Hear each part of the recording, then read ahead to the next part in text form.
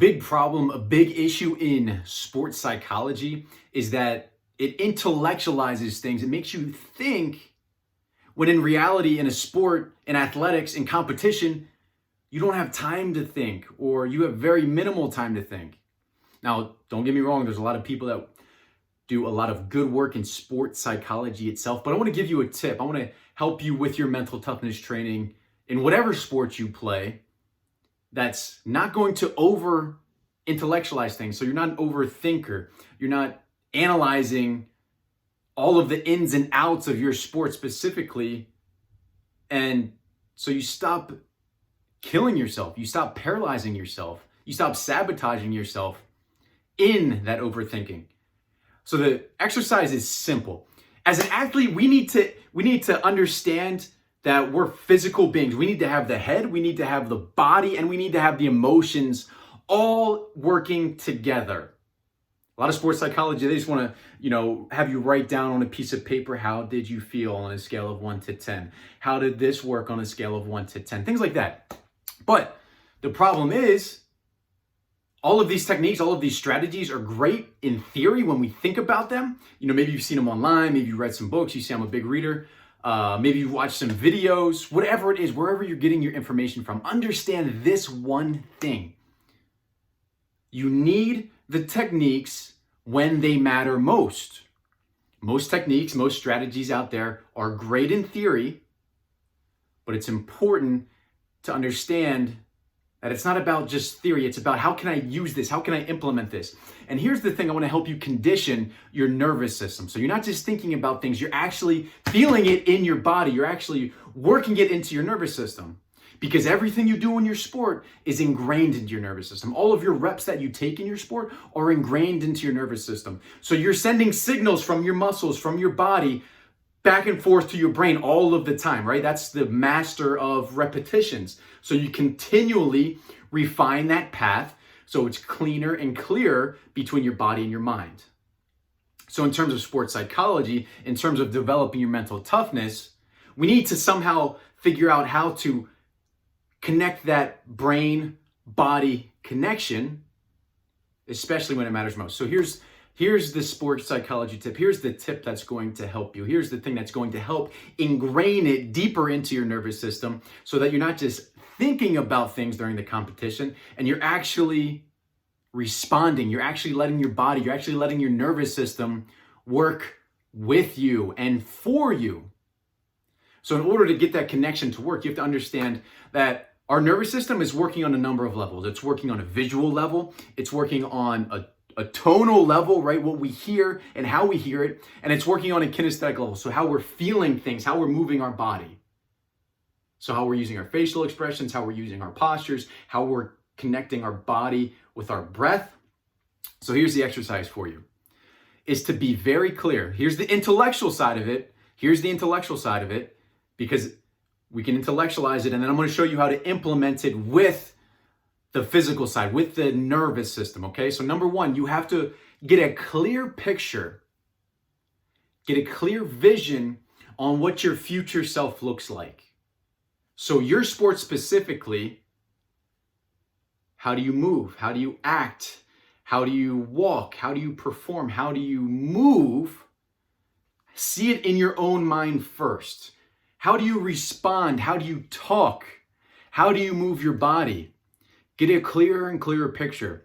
Every single day, add to the picture. Get a clearer and clearer picture to the ideal athlete. What do you want to look like 6 months from now? How do you want to play 6 months from now, 12 months from now, 18 months from now, 24 months from now? Get a clear picture of what that looks like. Not just setting goals. This isn't about setting goals. It's not just about, hey, I want to achieve all of these great numbers in my sport. It's about, what do you physically look like? How do you move? How do you breathe?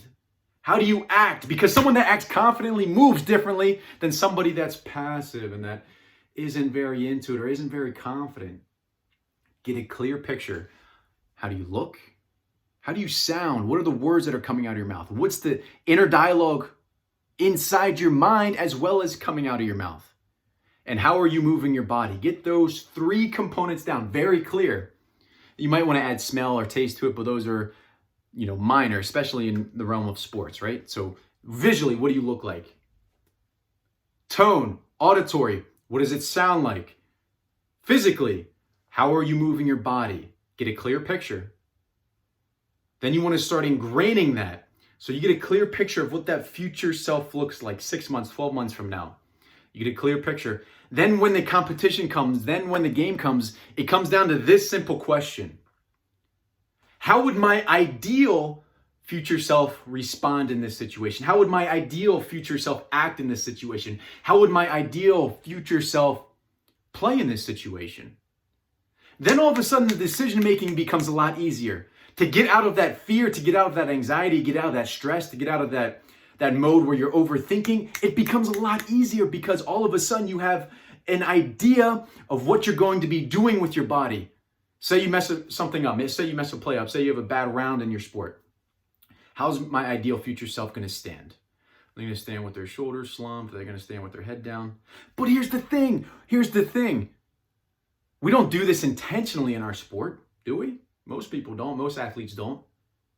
But when you have a clear picture of that ideal future self, all of a sudden it brings awareness to what you're doing in the moment. Does that make sense? You understand what I'm saying? Get a clear picture. Here's, if you want it step by step, get a clear picture of what your future self looks like, sounds like, and physically, what do they do with their body? Get a clear picture. Write it down if you want to write it down. Writing crystallizes the thinking. Write it down and become clearer and clearer and clearer every single day. Then during competition, it's just a matter of stepping into that future self, stepping into that ideal version of your future self. And not overthinking and saying, oh, I got to do, this strategy here and this technique here and this here and that there and A, B, C, D, E, F, G, and then to the point where you're overthinking and you have no chance during the competition. Because competition, athletics happen fast. If you want to compete at a high level, things happen fast. You have to make decisions quickly. And you're going to mess up. To make decisions quickly and to bounce back after you mess up quickly so that you can perform at a consistent level, it just becomes a simple question. What would my ideal future self do in this situation? Brings awareness to the now. You already have a clear picture of what the future looks like, the future self looks like. It brings awareness to now. And then all of a sudden, you go from beating yourself up, you go from overthinking to literally just stepping into that future version of yourself. Try it out. It's used at the highest levels, not only in sports and business and entrepreneurship, so on and so forth. It's a very powerful technique, very powerful strategy. Implement it yourself. It does no good watching this video if you don't go implement it. So go do it right now. Stop this video right now. Pause the video, stop the video, write it down, get an idea of what that future self looks like, and go implement it. It'll take you to the next level. I guarantee it. Wish you guys nothing but the best. Hit the thumbs up, subscribe to the channel, all that good stuff, and we'll see you guys on the next video.